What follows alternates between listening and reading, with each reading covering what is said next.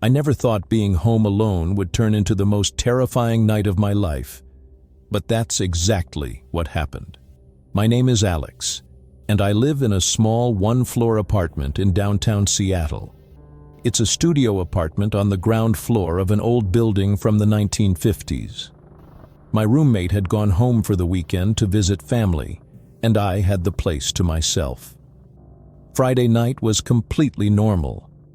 I ordered pizza, watched some Netflix, and went to bed around 11 p.m. I was just starting to fall asleep when I heard it. Footsteps.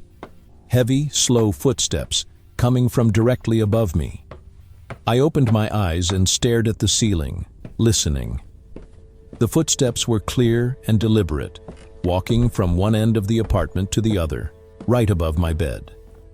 My heart started racing as I realized something that made no sense.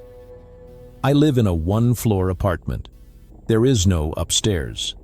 Above my ceiling is just the roof and attic space, and nobody has access to that. The footsteps continued, slow and heavy, pacing back and forth. Then they stopped, right above me, directly over my bed. Complete silence for about 30 seconds. Then I heard it. A whisper, quiet but clear, coming from above. It said my name, Alex. I jumped out of bed and turned on every light in the apartment. My whole body was shaking. There was no way someone could know my name from the attic. I grabbed my phone and called my roommate. I told him what I heard, and he said I was probably just dreaming. But I knew what I heard. Those footsteps were directly above me, and that whisper said my name. Around 1 a.m., the footsteps started again. This time they were faster, almost running, going back and forth above me. Then they stopped again, right above my bed. The whisper came back, louder this time. Alex, I see you. I screamed and ran out of my apartment into the hallway. I knocked on my neighbor's door, crying and panicking. My neighbor, Mr. Chen, answered, looking worried. I told him someone was in the attic above my apartment. He said he'd call the building manager. The building manager arrived about 20 minutes later with a flashlight and the key to the attic access. We went down to the basement, and he unlocked the attic door. We all went up with flashlights. The attic was dusty and full of old boxes. We searched the entire space above my apartment. Nothing. No footprints in the dust. No signs anyone had been up there in years. The manager said it was impossible for anyone to get up there without the key. I refused to stay there that night. I packed a bag and stayed at a friend's house. The next day, I came back to get more of my things. As I was packing, I noticed something on my ceiling I'd never seen before. Small handprints. Dozens of small handprints pressed into the white ceiling above my bed, like someone had been crawling across it. I took pictures and showed the building manager. His face went pale, and he told me something. 10 years ago, a woman who lived in my apartment had reported the same thing. Footsteps above her, whispers calling her name. She moved out after 2 weeks. I broke my lease and moved out that week. I couldn't spend another night in that place. I live in a different building now, on the top floor where there's nothing above me but sky. But sometimes late at night, I still hear those footsteps in my head, and that whisper saying my name. And I wonder what was really up there in that attic, watching me sleep.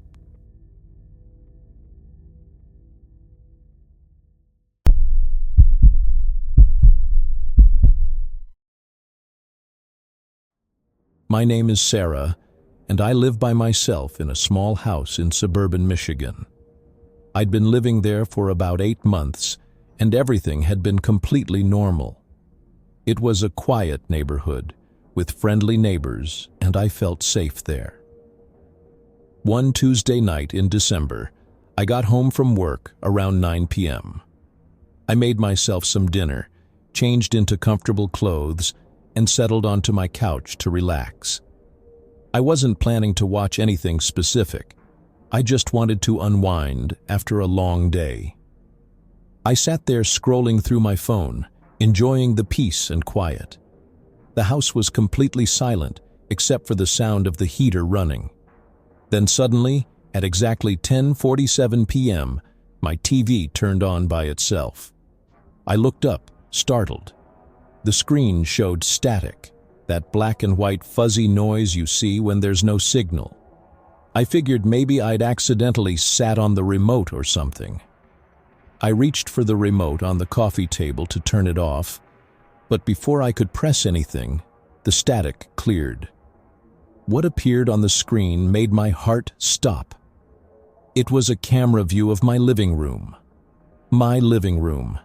The exact room I was sitting in right now. I could see my couch, my coffee table, my bookshelf in the corner, and I could see myself. I was on the screen, sitting on the couch, holding the remote, staring at the TV with a confused expression on my face. I was watching myself in real time. I waved my hand slowly, and the person on the screen, me, waved at the exact same moment. This wasn't a recording. This was live. Someone had a camera in my house and was broadcasting it to my TV. My hands started shaking. I looked around the living room frantically, trying to figure out where the camera could be. I checked the corners of the ceiling, behind picture frames, anywhere a hidden camera might be placed. I couldn't find anything. The whole time, the TV kept showing me searching my living room, following my every movement. Then the screen went completely black. No static, no picture, just pure black. I sat frozen on my couch, too terrified to move. The silence in the house felt heavy and wrong. Then I heard it. Laughter. Quiet at first, then getting louder.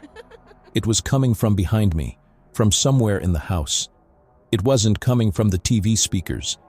It was real laughter, in my house, right behind me. I spun around and screamed. Nobody was there. The room behind me was empty. But the laughter continued, moving around the room, circling me. I grabbed my phone and my keys and ran out of the house as fast as I could. I didn't even close the door behind me. I ran to my neighbor's house and pounded on their door, crying and barely able to speak. My neighbors, an older couple named the Johnsons, let me in and called the police. I told them everything that happened, and they looked at me like I was crazy, but they stayed with me until the police arrived. 2 officers came and searched my entire house. They checked every room, every closet, every possible hiding spot. They found nothing. No cameras, no recording equipment, no signs of anyone breaking in. All the doors and windows were locked from the inside. They checked my TV and said it was just a regular TV, nothing special about it. One officer asked if I'd been drinking or if I was on any medication. I told him no. I knew what I saw and what I heard. They wrote up a report, but I could tell they didn't believe me. After they left, the Johnsons offered to let me stay with them for the night. I accepted, because there was no way I was going back into that house alone. The next morning, I went back with Mr. Johnson to get some of my things. Everything in the house looked normal. The TV was off. Nothing seemed disturbed, but I couldn't shake the feeling that someone had been there, watching me. I moved out 2 weeks later, and I'm staying with my sister now while I look for a new place. I left most of my furniture behind, including that TV. I don't care about losing money or my stuff. The police never found any explanation for what happened. They suggested maybe it was a prank, or that I'd fallen asleep and dreamed it. But I know I was awake. I know what I saw on that screen. Someone was watching me, filming me, and they wanted me to know it. Sometimes I still think about that moment, seeing myself on the TV, watching that screen go black, and hearing that laughter behind me. I wonder who it was and how they got into my house without leaving any trace, and I wonder if they're still out there, doing the same thing to someone else.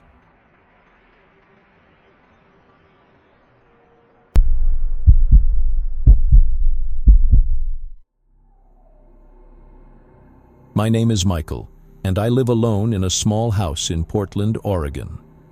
I've always been cautious about home security. Every single night before bed, I walk through my entire house and check every door and window. I make sure everything is locked tight. One night in January, I did my usual check around 11 p.m. I went to each door and tested the handle. Front door locked, back door locked, garage door locked. All the windows were locked too. Everything was secure. I went to my bedroom and got into bed. I fell asleep pretty quickly. Then, at exactly 3:17 a.m., I woke up. I don't know what woke me at first, just that feeling you get when something isn't right. I lay there in the dark, listening. That's when I saw it. My bedroom door handle was slowly turning. The metal handle was rotating downward, like someone was carefully trying to open the door. I felt my entire body go cold. I didn't move. I didn't even breathe. I just watched the handle turn all the way down until it couldn't go any further. Then it stopped. There was a pause, maybe 5 seconds of complete silence. Then the handle slowly turned back up to its original position. I heard footsteps outside my bedroom door. Slow, heavy footsteps walking down my hallway toward the living room. Someone was in my house. I wanted to scream, but nothing came out. My phone was on my nightstand, but I was too terrified to reach for it. I just lay there frozen, staring at my bedroom door. The footsteps got quieter as they moved away from my room. Then they stopped. Complete silence. I stayed in my bed, paralyzed with fear, for hours. When the sun finally started to come up around 6 a.m., I got the courage to get out of bed. I grabbed my phone and slowly opened my bedroom door. The hallway was empty. I walked through my house, checking every room. Nobody was there. Everything looked normal. Then I got to the front door and my heart nearly stopped. The door was wide open, completely open, like someone had just walked right out. But here's the thing that made no sense. The deadbolt was still engaged. The lock was still turned to the locked position. But somehow the door was open. That's impossible. You can't open a door when the deadbolt is locked. I checked the lock over and over again. It wasn't broken. It wasn't damaged. It was working perfectly fine. But the door had been open all night. I immediately called the police. They came and examined the door and the lock and were just as confused as I was. There was no sign of forced entry. No scratches on the lock. No damage to the door frame. They searched my house but found nothing. No footprints. No evidence anyone had been there. They told me to install security cameras and change my locks, which I did that same day. I stayed at my friend's house for a week because I couldn't sleep in my own home. When I finally came back, I had cameras installed everywhere. It's been 3 months now, and nothing else has happened. But I barely sleep anymore. Every night I lie awake, staring at my bedroom door, waiting to see the handle turn again. I watch the camera feeds on my phone constantly. Sometimes in the middle of the night, I think I hear footsteps in the hallway. But when I check the cameras, there's nothing there. I don't know who was in my house that night, or how they got in through a locked door. All I know is that I'll never feel safe in my own home again. That image of the door handles slowly turning down is burned into my mind forever. And I wonder if whoever it was is still out there, watching my house, waiting for another chance to come back.